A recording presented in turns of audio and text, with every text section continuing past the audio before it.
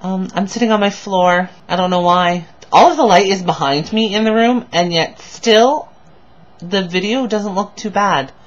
I don't really get this. Normally I like fight with the lighting in order to make me not look ghastly.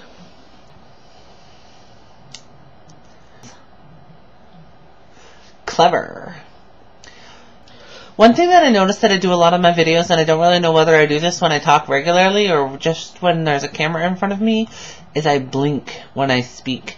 And I blink for emphasis, and I don't know why or whether I do this in real life. Someone's gonna have to meet me in real life and tell me, yes, you do! I'm playing with a little ball of putty. Do you know what? While I'm down here on the floor, I'm going to do another video. Completely a different video, just because this is very comfortable right now. I'm feeling very well exposed. Thank you, camera.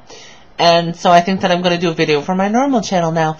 And I might splice in some of the stuff that I cut from the other channel, from the other video as well.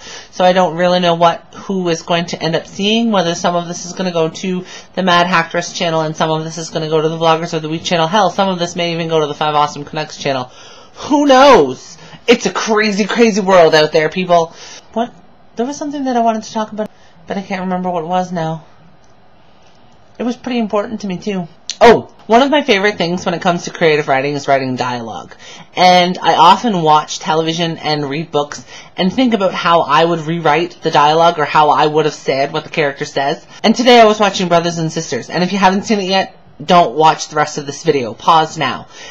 During one of the scenes in Brothers and Sisters, the Republican presumptive nominee asks Senator McAllister, one of the characters on the show, whether he would like to be the vice president on his ticket. And I've often thought, and I don't really know why this is one particular line that I've often thought about, maybe it's because I like politics, but that if I were to ever have one character deliver that line to another character, I would want to have the character say, I'm offering you the keys to #1 Observatory Circle.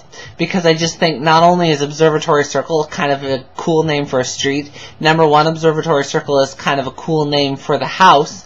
It's just a neat and sort of inside jokey kind of way to say I want you to be the vice president. It's like when people refer to the White House as 1600 Pennsylvania Avenue. Or like when I refer to Election Day in the United States, I usually don't call it Election Day. I call it the first Tuesday after the first Monday in November. That's just a thing. That's how I would have had the character deliver the line. I would have had the presumptive nominee say, I'm offering you the keys to #1 Observatory Circle. And I would have had McAllister say, you want me to be your vice president? Just for the people who don't know what #1 Observatory Circle is. There's always lines like that. I never watch a show without thinking of how I would write one or another line a little bit differently. It's just something that I absolutely adore. Speaking of, I have another editorial that's coming up on the 3rd of May. It's due this Thursday, and it will be in Saturday's paper. I still haven't entirely decided what I'm going to write on. The 3rd of May is World Press Freedom Day. I suspect that my column will have something to do with that topic. I'm not entirely sure. I can write about anything. I have a few other things that wasn't on my original list of articles that I wanted to write. So we'll see what gets written. I really need to get the lead out of my arse and start writing that, however. So that'll have to happen soon. The washing machine is still broken, of course, because, you know, why would we bother fixing something like that when I'm around? So that kind of sucks a little bit, especially considering the amount of work that I've been doing lately. But, you know, I manage. I dyed my hair. It looks just about the same as it did before, but just a little bit more red in it. My hair usually gets a little bit of red in it in the summer, but I thought that I would do this, and that would kind of, you know, jumpstart the process a little bit. So I guess that's probably it for me. I think I'm going to go check out my subscriptions and wait to see if there's a new Songs from Hat.